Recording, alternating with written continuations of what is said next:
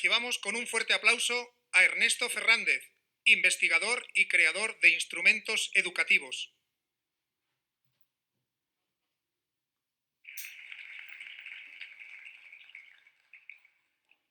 Pues buenas tardes, buenos días, porque creo que nos están viendo en otras zonas del mundo que igual es de día, o buenas noches para los que veáis esto dentro de un tiempo.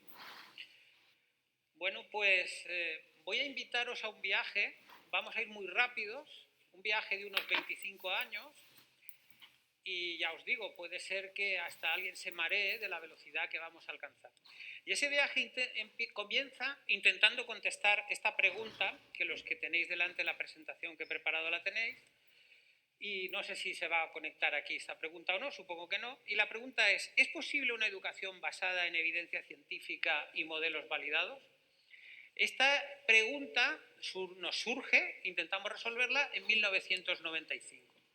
Y decidimos dedicar todos nuestros esfuerzos, todo nuestro tiempo, a intentar saber si esto era posible o la educación era un ámbito diferente que nunca podría basarse en evidencia científica, que nunca podría tener modelos validados y que siempre se basaría en opiniones, creencias y en el acierto de unas personas a la hora de hacer las cosas.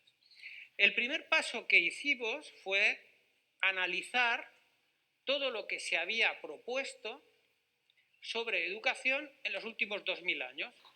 Intentar entender qué decía la psicología cognitiva, qué propuestas políticas incluso habían, qué propuestas ideológicas, incluso analizar si eran contradictorias entre sí o no, y nos dimos cuenta de muchas cosas que intentaré resumiros ahora después. En un segundo paso, ya decididos a que sí era posible una educación basada en evidencias, comenzamos a trabajar a ver cómo podrían ser esas evidencias. Encontramos 3 niveles de evidencias, las comentaremos ahora después, pero evidencia científica, evidencias empíricas basadas en tamaños de efecto, en que realizo esta acción y esta acción tiene un tipo de resultado, y las evidencias de aprendizaje, que veremos que pueden ser de 2 tipos. Y por último, de este camino, de este viaje que yo os propongo, el último paso fue cómo creamos marcos de referencia e instrumentos que permitan esa educación basada en evidencias, que sea real, que pueda aplicarse y que consiga lo que nos vamos a preguntar ahora. Vamos a hacer esta pregunta de otra forma. ¿Es posible una educación basada en evidencias? Vamos a hacer la pregunta de otra forma. Y la pregunta sería, después de cómo la neurociencia nos ha ido ayudando a validar ideas anteriores, sería cómo el cerebro construye nuestras mentes. Aunque no es una metáfora muy buena, no es exacta, pero el cerebro sería nuestro hardware y la mente sería el software que trabaja en ese hardware. ¿Cómo se construye? ¿A partir de qué se construye esa mente? Pues tenemos 3 parámetros. Un parámetro que tenemos es la genética. Otro parámetro que tenemos es el entorno, el ambiente. Y yo les pregunto a ustedes, ¿qué papel tendría la educación? Porque sabemos que si estamos en un entorno socioeconómico y cultural muy deprimido, va a ser más difícil que la genética tenga grandes resultados. Ese desarrollo, que a veces se dice epigenético, tendrá menos probabilidades. ¿Y qué función tendría la educación aquí? Y sabemos que si tenemos una gran genética, se habla de que la genética es lo más democrático que existe, pero se pierde muy rápido, esas oportunidades van a perderse en muy poco tiempo, pues ¿qué papel tendría la educación aquí? Esta pregunta yo creo que es evidente. La educación es la gran herramienta que intentamos tener los seres humanos para que ese desarrollo de esa genética no esté condicionado por ese entorno. Hay un término que es el efecto escuela, que en general es muy bajo. No conseguimos con la educación actual, siempre hay excepciones, no debe hablarse en general, etcétera, etcétera, no solemos conseguir que ese desarrollo no se desagregue de el entorno socioeconómico-cultural. Si nosotros analizamos entorno socioeconómico-cultural y oportunidades de las personas, veremos que correlacionan de una forma muy dramática. Y esa pregunta yo se la trasladaría a la medicina. Evidentemente la medicina no es educación, evidentemente no estamos hablando de lo mismo, pero la medicina correlaciona mucho menos. Un tratamiento es eficiente en una persona de un entorno y en una persona de otro entorno. Y un sistema sanitario como el español funciona muy bien en todos sus entornos. ¿Qué camino ha seguido la medicina para hacer eso? Bien, y aquí esto además se complica un poquito más incluso porque normalmente por pura intuición nosotros creemos que al cerebro se accede como yo estoy accediendo a ustedes ahora, hablando, interactuando, viendo. Pero tenemos que empezar a entender que la neurociencia después de mucho tiempo nos enseña que no podemos pensar que solo se accede así.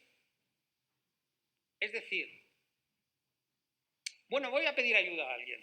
Tenemos aquí, ha venido hoy, me ha dado una gran alegría y mientras le pido que suba un neurocientífico, nosotros intentamos siempre validar todo lo que hacemos.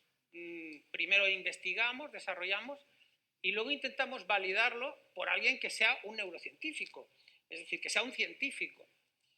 Le voy a pedir a José que suba y les voy a leer exactamente para no equivocarme, porque no quiero equivocarme en nada. José es investigador, tiene más de 10 publicaciones en revistas de nivel Q1. Es investigador en el Centro de Evolución y Comportamiento Humano del Instituto Carlos III de la Universidad Complutense de Madrid y, como les decía, tiene más de 10 investigaciones publicadas. 10 investigaciones publicadas suponen muchos años de vida y de trabajo en revistas de nivel Q1. Y le voy a hacer a él una pregunta, incluso le voy a pedir que nos ayude en esa pregunta a plantearnos otra cuestión. He planteado cómo el cerebro construye la mente. Por intuición creemos que es hablando, que es interactuando, pero hay otro nivel que nosotros creemos que debe empezar a tenerse en cuenta, especialmente en el sistema educativo, que es cómo conseguimos que las personas sean conscientes de su procesamiento inconsciente. Bueno, José, ¿te han convencido de subir o no? ¿Te han convencido, no? Muchas gracias.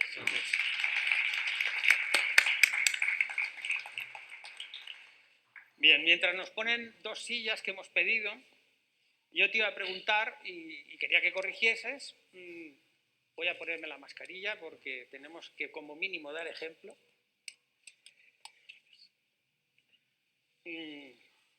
Bueno, he hecho una metáfora muy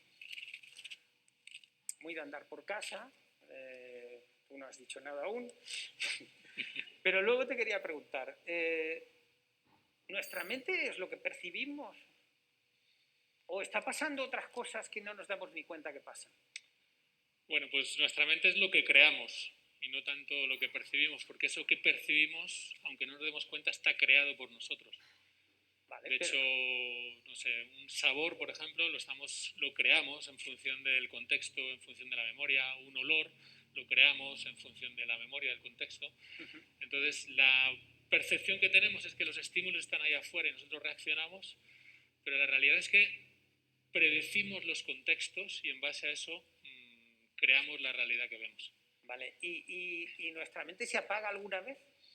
Nuestra mente siempre está encendida incluso en el sueño más profundo, si bien es cierto que algunas áreas están más activadas que otras, pero está todo el rato funcionando por sí misma e incluso a pesar de nosotros, a pesar de que estemos o no atentos, sigue funcionando. Vale, entonces quieres decir que somos conscientes de una parte de lo que somos, ¿no? Pues de una brevísima... Yo creo que Freud se quedó corto cuando dijo el iceberg 98%.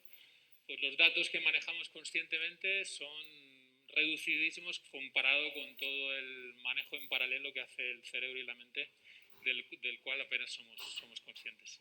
Bien, pues te voy a pedir una cosa, a ver, ¿cómo nosotros podemos entender eso? Pues una posibilidad es hacer una práctica. Venga, ¿no? pues yo he hecho muchas prácticas contigo de este tipo, llevamos un tiempo trabajando en un proyecto y esta es un poco la conversación inicial cuando nosotros decidimos, bueno, hemos trabajado en instrumentos educativos profesionales que desarrollan procesos cognitivos específicos, que tienen en cuenta las funciones cognitivas asociadas, que ahora veremos un poco y pondremos en común, que se basan en evidencias, que han demostrado que son capaces de trabajar en función del tamaño de tu memoria de trabajo, etcétera, pero queremos llegar a esa otra frontera. Entonces, nada, ¿cómo hacemos esa práctica? Pues os propongo una práctica donde descubramos in vivo en nosotros mismos ciertos módulos de la mente, por así decirlo, ¿no? Entonces vamos a trabajar con la atención principalmente porque es la parte más consciente que podemos intentar modular y en base a eso os animo a explorar con mente de niño y mente curiosa y a ver qué vemos, ¿no? en ese procesamiento. Así que si os parece, pues comenzamos, ¿no? Muy bien. Bueno, pues os animo a colocaros en una postura relativamente cómoda, sin obsesionarnos por la perfección de una espalda completamente vertical, ¿no? Simplemente soltar restricciones del cinturón, chaquetas, ¿no? Y de momento, mientras me estáis escuchando, con ojos abiertos, pues somos conscientes de los estímulos, ¿no? que estamos viendo y oyendo. Y en el momento que vosotros queráis, vamos cerrando los ojos, ¿no? Muy lentamente, pero siendo conscientes de que al hacer ese movimiento de ojos, ¿no? pasamos como a otro escenario. Y en ese escenario tenemos un primer módulo, un primer ingrediente que es la atención. Y yo os animo a explorar con mente de niño, con mente curiosa, con la atención, a jugar con la atención. Y vamos a jugar con la atención, por ejemplo, en un brazo, en el brazo derecho. Sin ninguna expectativa, sino simplemente sentir nuestro brazo derecho. Dónde está posicionado, su forma y cómo lo percibo. Y ahora jugando con la atención, pues paso a percibir el brazo izquierdo.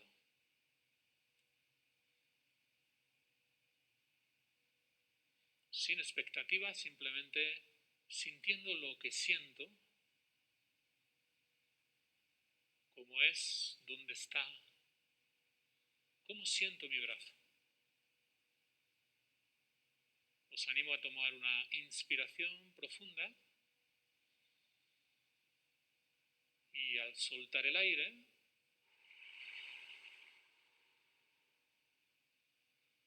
tomar conciencia de la caja torácica, pecho, vientre,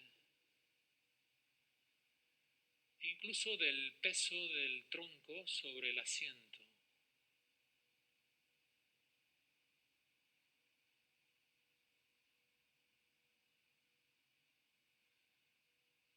Y vamos a intentar que esa atención observe con mirada de niño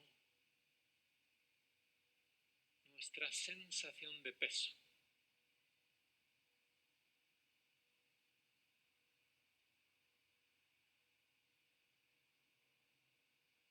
Y ahora dejamos a la atención libre.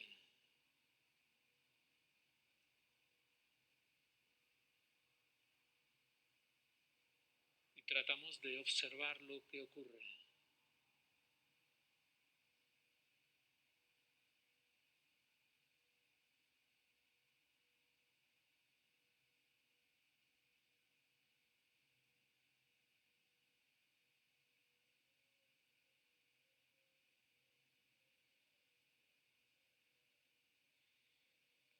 Y es muy probable que hayamos ido quizás a la respiración, quizás a ese peso del tronco, pero quizás hayan aparecido sin buscarlo pensamientos, ideas, incluso recuerdos, quizá alguna emoción.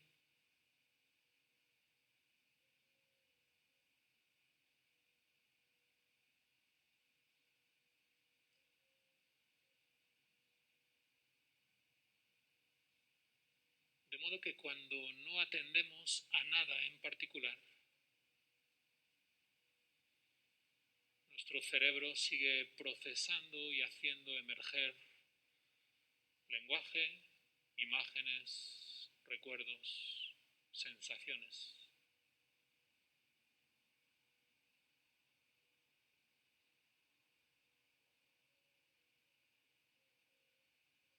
Y ahora vamos a intentar jugar con la atención de niño, pero enfocándonos solo en la respiración, sin intentar cambiarla.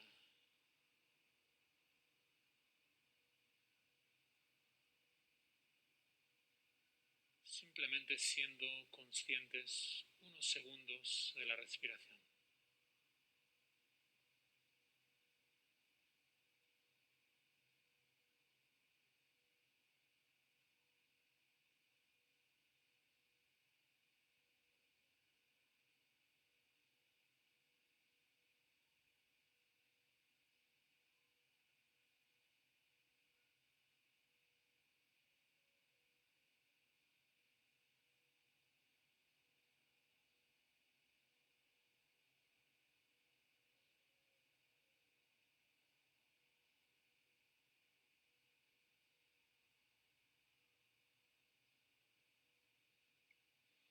Y es muy posible que aparezca una especie de danza, de baile, entre la atención consciente a la respiración y ese procesamiento por defecto del cerebro.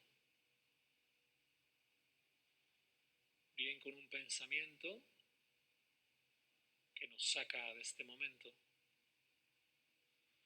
o incluso con una vocecilla interna que comenta: estoy bien, estoy mal, estoy aquí, me gusta, no me gusta, me siento relajado, no me siento relajado, no puedo parar esta voz. Y cuando ese movimiento aparezca, trata de, con mente de niño, mantenerte suave y amable en la respiración.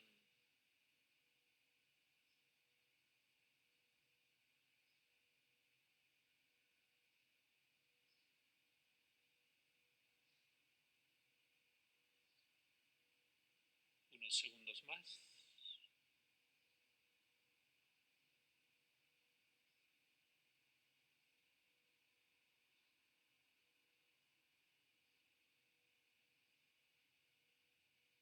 Y antes de abrir los ojos, quiero que tomes conciencia de que tienes una atención consciente,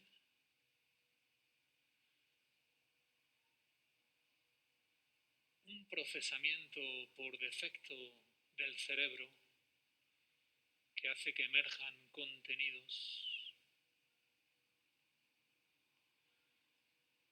Y esos contenidos pueden ser a veces módulos, pensamientos, memoria, emoción, sentimiento, sensación.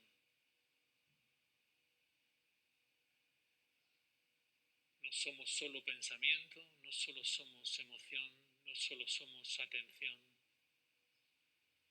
sino que somos todo ese conjunto vivo, dinámico, consciente y subconsciente a la vez.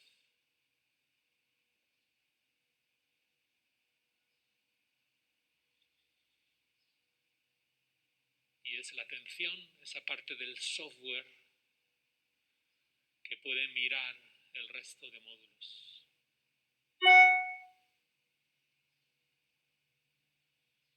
Inspiro profundo, lentamente, y abro los ojos.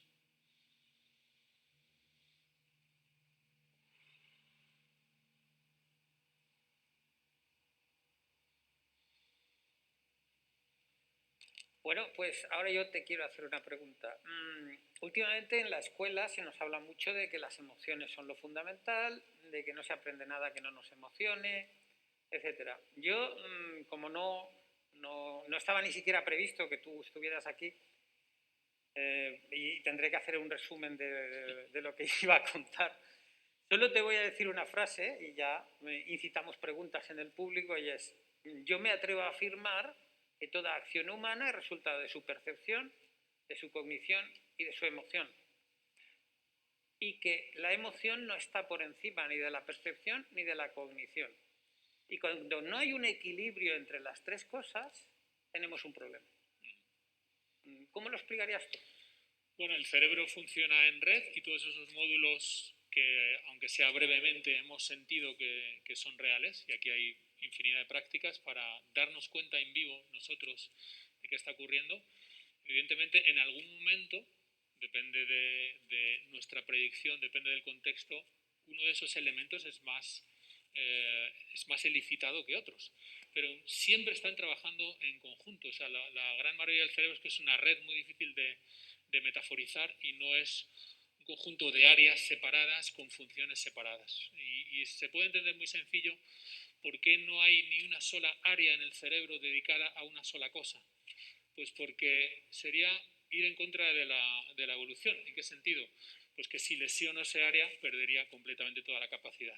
Entonces, hasta la más pequeña neurona, hasta la amígdala, que la relacionamos con unas funciones, hasta el cerebro visual, que lo relacionamos solo con la vista, resulta que participa en una danza global, incluso con otros sentidos, con otros módulos. Entonces, la idea de globalidad, de interconexión, y como tú bien has dicho, de equilibrio entre las partes, es lo que da esa posible armonía, y no la prevalencia de uno de los módulos, fuera la razón, fuera la cognición, fuera la percepción, fuera la sensación o fuera la emoción.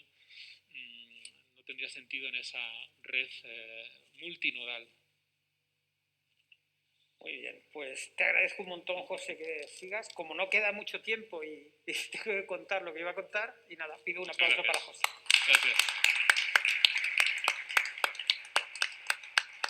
Bueno, pues recuperando lo que he empezado a contaros, vamos a empezar. Los que tenéis disponible el material, vamos a trabajar ahora en esa primera parte de todo lo que se ha contado, se ha sabido, lo que distintas ciencias han trabajado sobre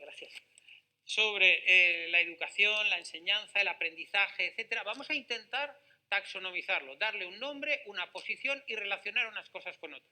En algunos casos tenemos mucha evidencia científica, en otros tenemos menos. Entonces, en la ficha 1, si estáis trabajando con el material, veréis que hemos estructurado y vamos a etiquetar lo que es el proceso que llamamos de un sistema educativo en tres ámbitos. Un ámbito es el que etiquetaremos como enseñanza-aprendizaje, que consistirá en el desarrollo de los procesos cognitivos específicos y superiores y el análisis y mejora en lo posible, no se puede mejorar mucho, de las funciones cognitivas asociadas: percepción, atención, memoria, velocidad de procesamiento, tiempo de respuesta. Esto es lo que tradicionalmente se llama enseñanza-aprendizaje. Es decir, desarrollar el área de matemáticas, el lenguaje verbal, el lenguaje escrito, etcétera, etcétera. Este sería un nivel. No hay que confundirlo ni sustituirlo. Los tres niveles de los que vamos a hablar hay que trabajarlos, medirlos y evaluarlos separadamente con una etiqueta que vamos a poner, que es educación. ¿De qué hablamos en educación? Educación es la regulación personal de la percepción, de la cognición y de la emoción. Y cuando decimos regulación, es que nosotros tenemos que ser capaces de no ser esclavos ni de emociones, ni de falta de cognición, ni de percepciones falsas. Hay una frase que a mí me gusta mucho: hay que conseguir aprender y desaprender cosas. Y es muy difícil desaprender es más difícil que aprender. Y tu entorno a veces te lleva a aprender cosas que no son correctas. Si tú naces en la casa de Goebbels o de Hitler, pues lo tienes muy fastidiado para desaprender ciertas cosas. Pero estamos etiquetando enseñanza-aprendizaje, procesos cognitivos específicos, no los olvidamos, los estimulamos, los desarrollamos. Educación, regulación. Da igual que yo sea valiente o cobarde. Lo importante es cómo regule eso, porque valiente o cobarde será cuando hemos cerrado los ojos ante una serpiente, pues habrán personas que echarán a correr y otras se quedarán a mirarla. Lo tenemos que regular, a lo mejor no hay ni que correr ni que mirarla, lo que hay que hacer es analizar, actuar, etc. Y luego hay un nivel superior, que ahora todos aspiramos a él, que es el que por ejemplo, los estados están deseando que su población sea capaz de hacer, que etiquetaremos como enacción. La enacción consiste en que la realidad no está construida del todo y yo puedo participar en su construcción. Suelen utilizarse las etiquetas creatividad e innovación, no se suele diferenciar mucho qué es creatividad, qué es innovación, pero realmente de lo que estamos hablando aquí es de construir realidad, de interactuar con la parte real que es objetiva y construir nuevas realidades. Pero hay que tener mucho cuidado con esto. Construir realidad no condiciona el que yo necesite unos procesos cognitivos específicos de las matemáticas muy bien desarrollados. Si me dicen que yo voy a ser creativo, pero yo tengo un mal almacén de hechos aritméticos, o yo tengo una mala ruta de acceso al lenguaje verbal, va a ser muy difícil que yo sea creativo. Bien, entonces esta es la ficha 1 que quería revisar con ustedes. Como ven, lo tienen ahí estructurado. Y si fuéramos a un mapa del proceso de enseñanza-aprendizaje, como ven ustedes, esto correlacionaría, he cortado esa parte del discurso, tampoco era muy interesante. Aquí les iba a citar a 20, 30 pedagogos distintos, escuelas distintas, 1800, una idea que parece ahora muy innovadora y ya estaba entonces allí, entonces se decía que no sé qué, o lo que se dice ahora todo el día de la escuela del futuro, y el futuro no está construido y no sabemos cuál será. Pero bueno, nos centramos, etiqueta, ¿qué etiqueta pondríamos a la ficha 2? Les preguntaría yo a ustedes si pudieran contestar.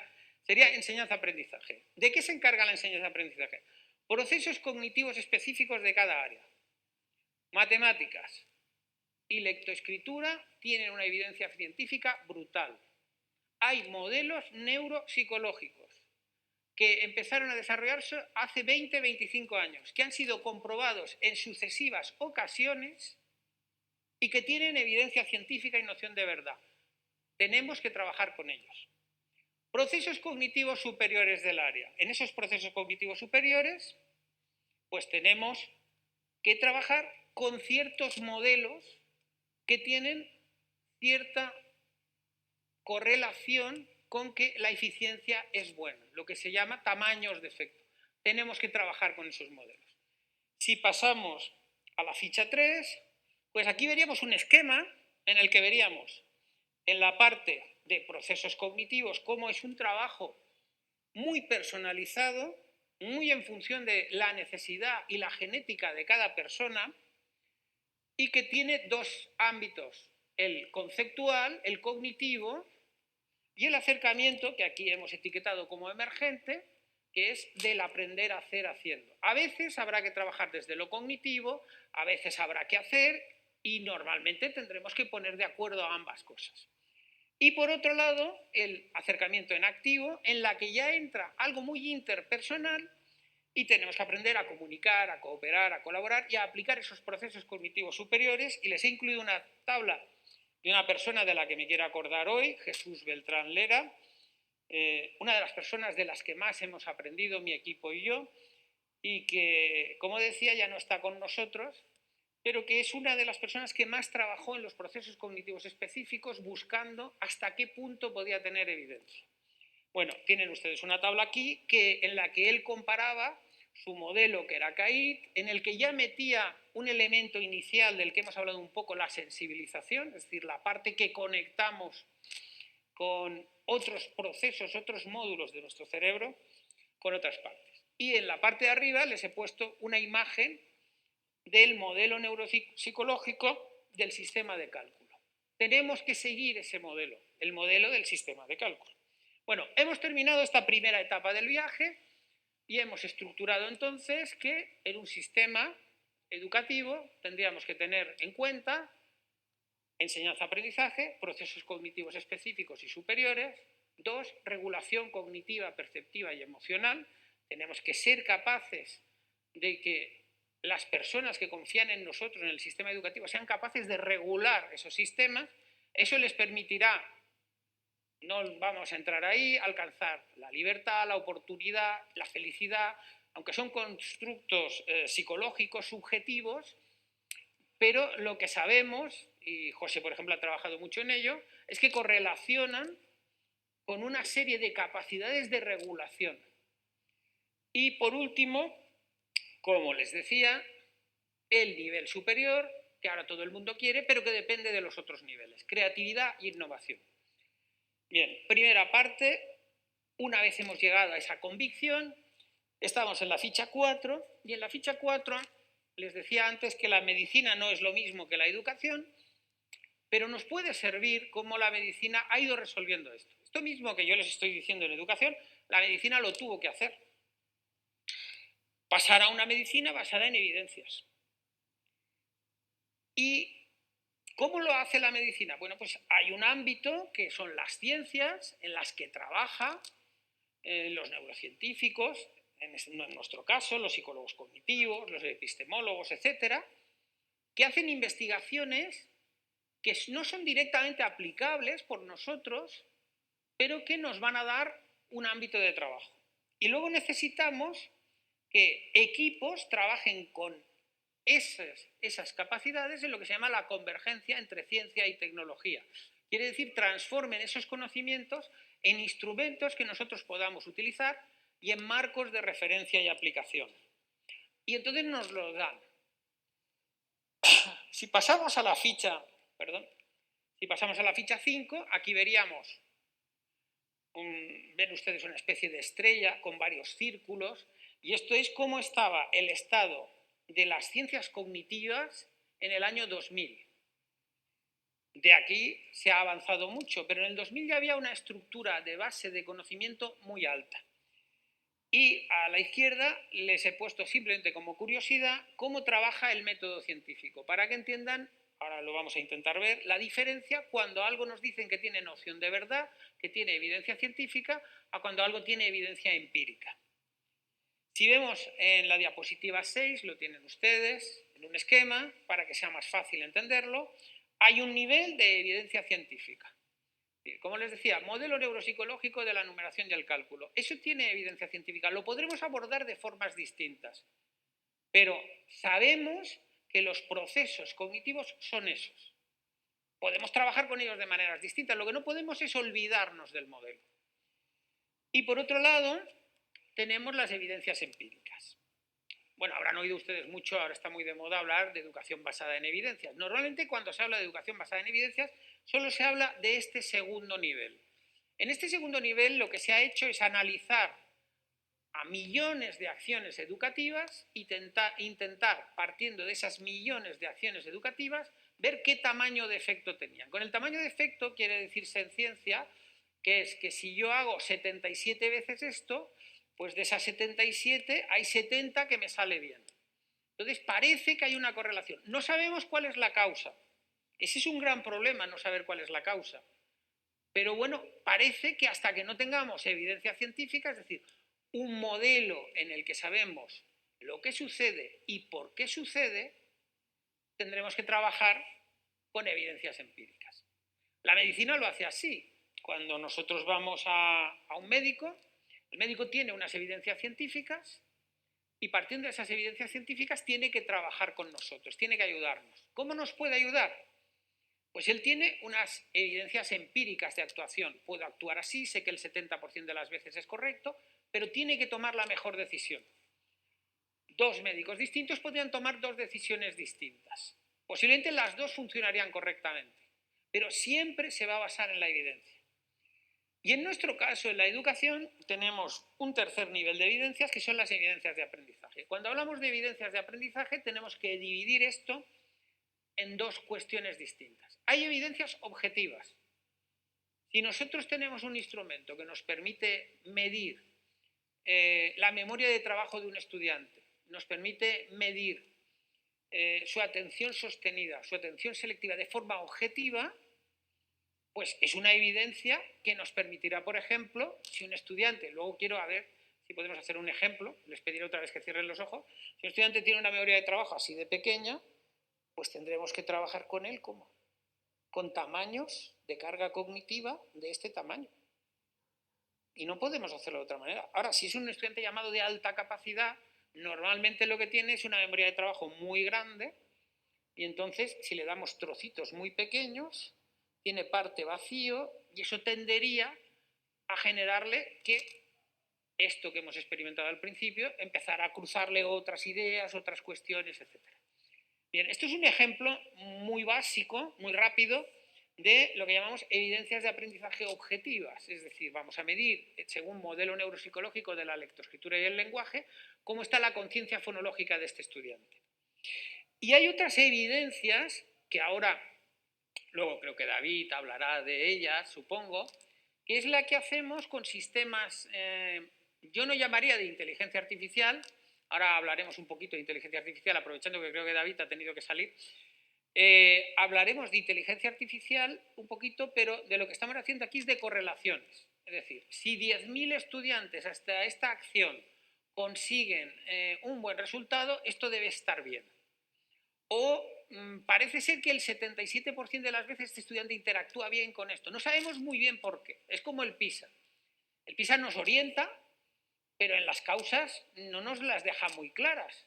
Porque como no sigue un modelo neuropsicológico, un modelo cognitivo, nos dice los estudiantes españoles en resolución de problemas tienen un porcentaje tanto. ¿Y por qué? Bien, pasamos a la tercera parte. Vale, si hemos visto esto, ¿qué necesitaríamos para que de forma económicamente viable y equitativa a todas las personas pudiéramos aplicar este modelo? ¿Qué se ha necesitado en medicina? Imaginen que en la medicina no se dispusiera de antibióticos, no se dispusiera de análisis clínicos, no se dispusiera de radiografías, pues los profesionales de la sanidad lo tendrían muy complicado. Entonces necesitamos lo mismo que ellos. Ellos tienen instrumentos clínicos profesionales basados en evidencia científica, validados y con marcos de referencia y aplicación que ellos como profesionales deciden utilizar de una forma o de otra. Pues entonces pasamos a la ficha 7, como les decía, imaginemos, no hay que imaginarlo porque existe, ha cumplido 10 años y ha sido utilizado por más de 100.000 estudiantes en marcas distintas, en entornos distintos, que necesitamos crear un instrumento educativo profesional. Lo primero que tendríamos que hacer es ver qué evidencia científica existe.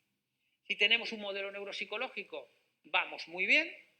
Si tenemos un modelo cognitivo, tenemos menos noción de verdad, pero tenemos una gran parte de posibilidades de que lo que hagamos funcione muy bien. Entonces, una vez tenemos este modelo, lo hemos validado y lo consultamos una y otra vez para ver si lo hemos entendido bien, un modelo no puede ser algo que se publicó el año pasado. Un modelo normalmente tiene 10, 15 años, ha sido validado por distintos equipos, se tarda muchos años en decir que ese modelo ha sido corregido una y otra vez y es un modelo que nos da las causas. Bien, tenemos que hacer la convergencia científico-tecnológica, tenemos que transformar ese modelo en marco de referencia y en un instrumento. Y ese instrumento, en este caso yo les he puesto un ejemplo basado en una de las fórmulas que tiene la inteligencia artificial, que son los sistemas expertos, los motores de interacción, que es una tecnología que ahora les intentaré poner un ejemplo, y una serie de bancos de datos, bases de datos inteligentes que trabajan ¿para qué? Para que el estudiante pueda trabajar en su zona de desarrollo próximo. Es decir, si el estudiante tiene una memoria de trabajo así, el instrumento tiene que detectarla, irse al modelo y transformar las experiencias de aprendizaje. Vamos a avanzar. En la ficha 8 les resumo las características que tendría: una tecnología fruto de la convergencia, un proyecto editorial por continuidad con la tradición de la escuela. ¿Y qué queremos decir con un proyecto editorial? Que tendríamos que tener, que el sistema este sería capaz de crear esas experiencias de aprendizaje y sería capaz de crearlas en función de las necesidades que detectara en cada alumno, con ciertos niveles, etcétera, etcétera. Y un marco de referencia y aplicación. En la 9 tienen las características resumidas, en la 10 tienen un modelo posible de aplicación de la acción educativa mediante estos instrumentos, que sería una parte de la acción educativa. Hay otra parte de la acción educativa que es interacción humana. Y en la ficha 11 está el ejemplo que vamos a intentar hacer con ustedes. Vamos a ver. Vamos a ver. Imaginemos que un estudiante está desarrollando la capacidad de resolver un problema aritmético. Ese problema aritmético, en la ficha hay un ejemplo de un problema que etiquetamos de cambio 1, vamos a ver qué queremos decir con cambio 1, y el programa, les haría yo una pregunta a ustedes, ¿tiene alguna importancia el léxico del programa, etcétera? El problema, vamos a verlo. Entonces, el problema lo tenemos en lenguaje verbal. Este lenguaje verbal nos dice, María tiene 2 manzanas y su madre le ha dado 3 más. ¿Cuántas manzanas tiene ahora María? ¿Qué importancia tiene esto con un estudiante? Bueno, esto es lenguaje verbal, ¿verdad? Tenemos el lenguaje verbal. Lo primero que tiene que conseguir, que tenemos que conseguir, que tiene que desarrollar ese estudiante es la capacidad de ver este lenguaje verbal y darse cuenta que tiene que pasar al lenguaje matemático. No puede resolver esto el lenguaje verbal, no debe ni intentarlo. No debemos hacer que los estudiantes trabajen haciendo metáforas sobre el problema ni nada parecido, sino lo que tenemos que conseguir es que este estudiante identifique que va a pasar al lenguaje matemático. De la estructura semántica tiene que pasar al modelo matemático, a trabajar en otro lenguaje. Y ese otro lenguaje, si José tuviéramos más tiempo, José subiría aquí, yo le haría una serie de preguntas para ver que en realidad lo que sucede en nuestro cerebro es que se ha creado, la psicología cognitiva habla de esquemas, se puede contar de otra manera, un estado de red neuronal que reconoce que este problema es de cambio 1. ¿Qué quiere decir que es de cambio 1? Había una situación inicial, se produjo algo y tenemos una situación final. Y es de cambio 1 porque nos piden qué pasa en la situación final. Pero nos podían haber pedido qué cambio se produjo o qué pasa en la situación inicial. Y entonces es fundamental para la creatividad, para esto que está ahora tan de moda de el pensamiento computacional. El pensamiento computacional al final se basa en esto. Es decir, tenemos que conseguir que el estudiante reconozca esto. ¿Cómo lo va a hacer? Lo tiene que hacer él. Y lo tiene que hacer él con interacción con un instrumento. Y el instrumento tiene que, y ahora intentaremos simular lo que tiene que hacer el instrumento, tiene que captar esto. Entonces, en este problema, ven ustedes en la fila 2 cómo son capturas de pantalla de un instrumento, va trabajando con el estudiante y va intentando relacionar en ese lenguaje matemático que hemos encontrado el modelo, cómo es ese modelo, cómo tenemos que introducir ya los datos en ese modelo y cómo tendríamos que, una vez tenemos resuelto el problema, evidentemente no tenemos el dato de solución, porque para el dato de solución, ¿qué tendríamos que hacer? Cambiar. Ya sabemos que hemos identificado un modelo matemático, que lo hemos traducido, y ahora a lo que vamos a pasar es al sistema de cálculo. El sistema de cálculo es otra área de nuestro cerebro. Entonces tendríamos que cambiar a ese sistema de cálculo. Y en ese sistema de cálculo podríamos obtener esa solución, que puede ser importante o no, de 3 formas distintas.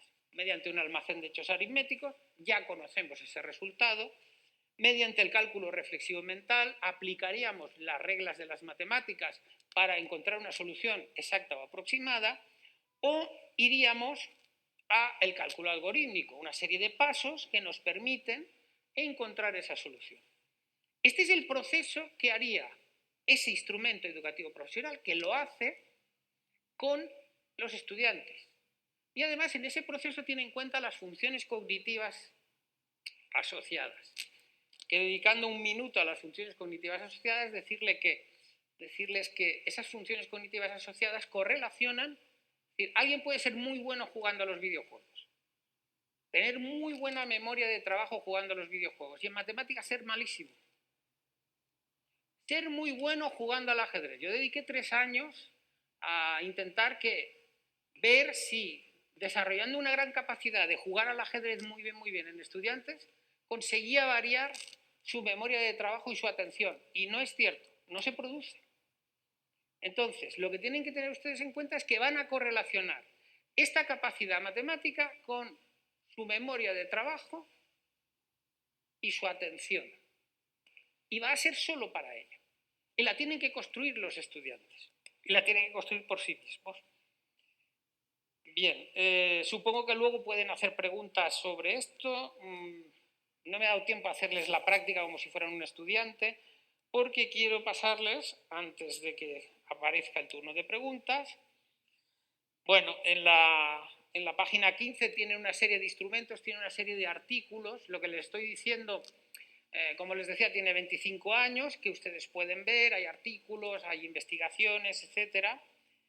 Y aquí en la página 16 pueden acceder a la experiencia que José ha hecho, la hemos colgado en una página, y esta página de momento es un nombre provisional, es un proyecto en el que estamos trabajando en ver cómo podríamos llevar al sistema educativo la regulación cognitiva, perceptiva y emocional, ese nivel 2 que hemos dicho que se llama educación, y además cómo se producen realmente estos procesos de creatividad y innovación que, como ustedes habrán sospechado, se producen porque cuando tenemos una mente y empieza a tener muchas ocurrencias y conseguimos acceder a ellas y elegirlas y construirlas. Bueno, creo que ahora ya es el tiempo de ustedes y de sus preguntas.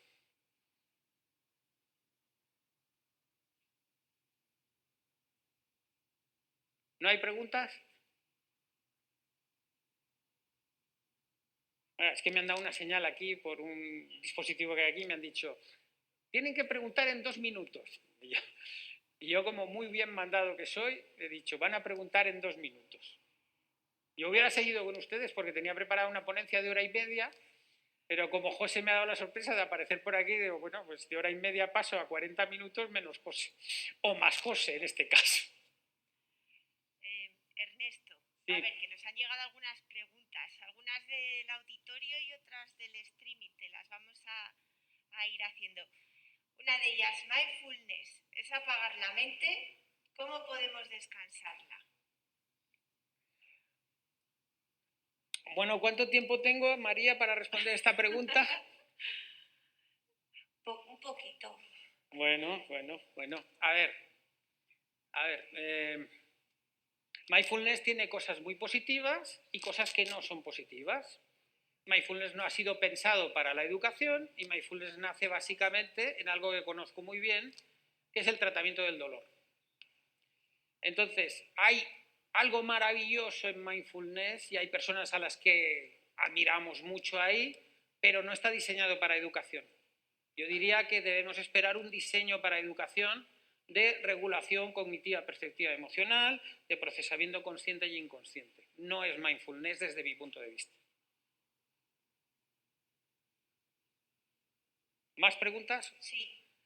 En sanidad existen muchísimos especialistas que llevan siempre casos parecidos. ¿En educación será esa la tendencia? Bueno, en educación yo creo que la tendencia tiene que ser la personalización absoluta en una parte del trabajo y en otra parte del trabajo la capacidad de socialización. El especialista en educación o no, no hay soluciones sencillas para problemas complejos. Y puede que 2 soluciones distintas den un buen resultado.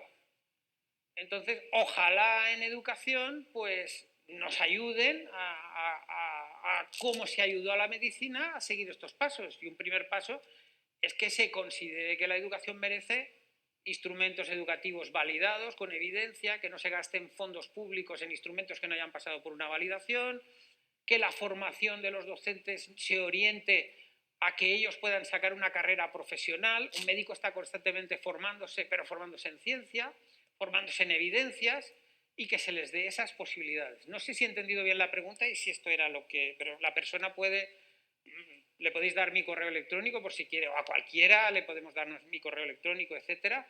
Y además tienen aquí enlaces, etcétera, y si alguien quiere alguna ampliación de esto, pues le podemos contestar.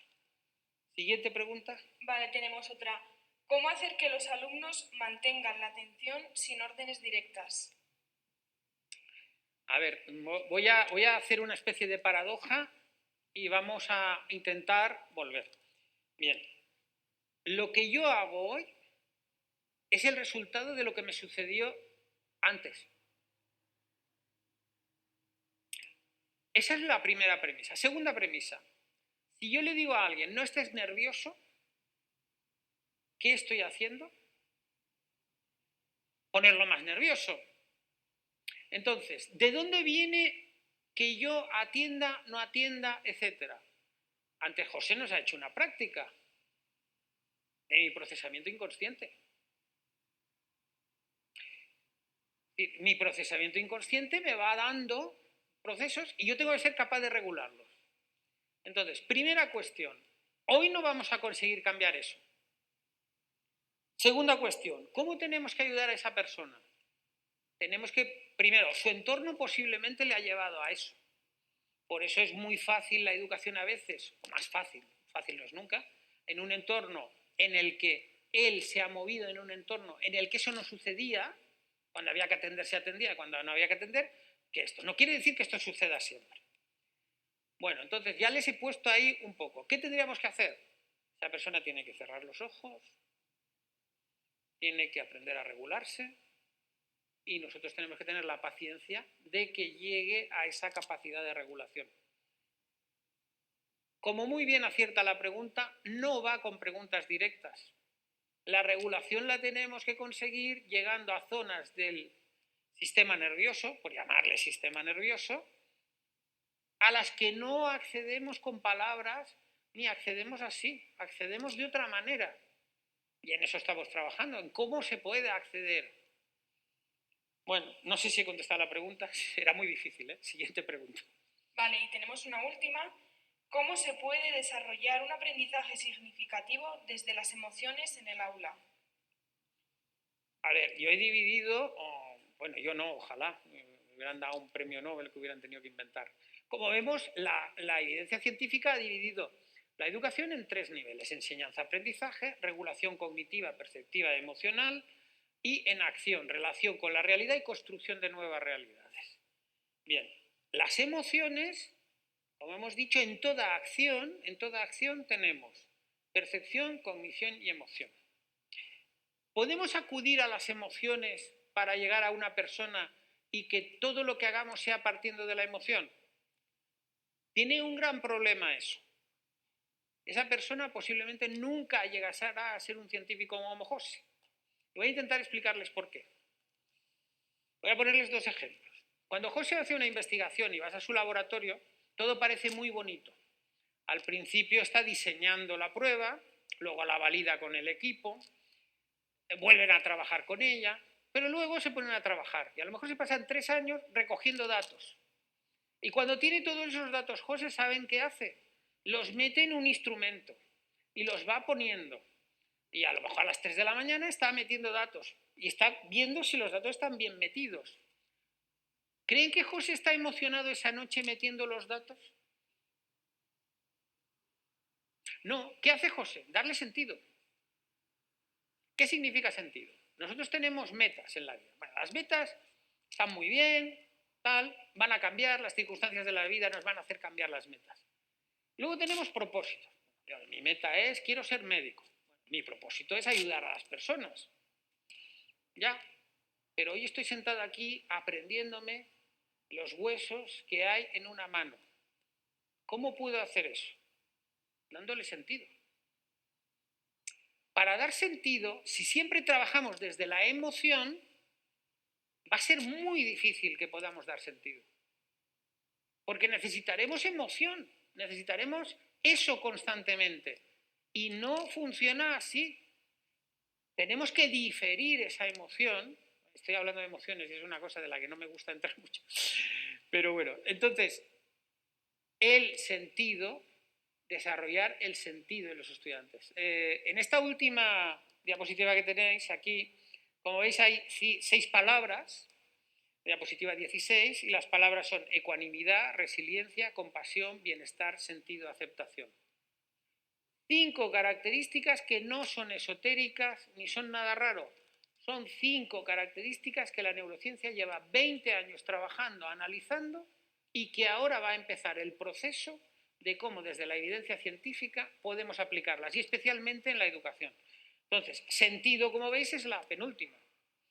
Si queréis, tengo tiempo para definir cada una de ellas. No, control, o me he salido del tiempo. No sé qué me dice control, si tengo que terminar o las defino. Pero bueno, como no me dicen nada, el público de aquí no me dice nada tampoco, pues yo las defino. Ecuanimidad. Alguien nos ha podido, en un momento determinado, puede ser que sin intención, hacernos daño. Eso permanece en nuestro cerebro dando vueltas, vueltas y vueltas, ¿no? ¿Qué tenemos que hacer?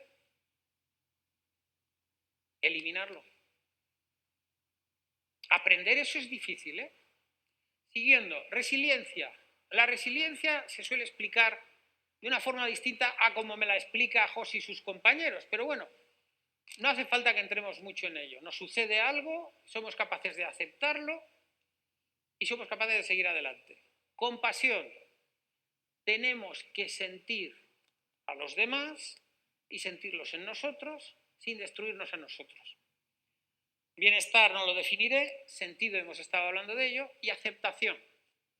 Imaginemos que a mí hace un año me puse muy malito, bueno, hace un año no, digo hace un año, no sé por qué, me he quedado con eso, hace 2 años me puse muy malito, con un problema tremendo, que la medicina no sabía ni cómo abordar, porque el dolor neuropático, todo ese tipo de cosas está en los límites de la ciencia. ¿Y qué es lo que ahora parte de mi tiempo es ayudar a personas que están pasando por lo que yo? ¿Y qué es lo primero que yo intento decirles? Aceptación. ¿Qué quiere decir aceptación? Me han dicho que tengo un problema, que al 99% no saben cómo solucionar, no gasto ni un minuto de mi energía en planteármelo. Hay un 99%, yo soy el 1%. Aceptación, nunca resignación. Eso es otra parte del sistema educativo fundamental y muy compleja, y es en la que estamos trabajando ahora a ver cómo se puede hacer eso con evidencia científica y con instrumentos, porque no se le puede decir a un profesor, haz esto, ¿cómo lo va a hacer? Si antes me han hecho una pregunta de ¿qué hago con un estudiante que no atiende en clase? Y tengo 25 estudiantes más. Bueno, creo que ahora sí que se ha terminado el tiempo, ¿verdad? Pues nada, muchas gracias.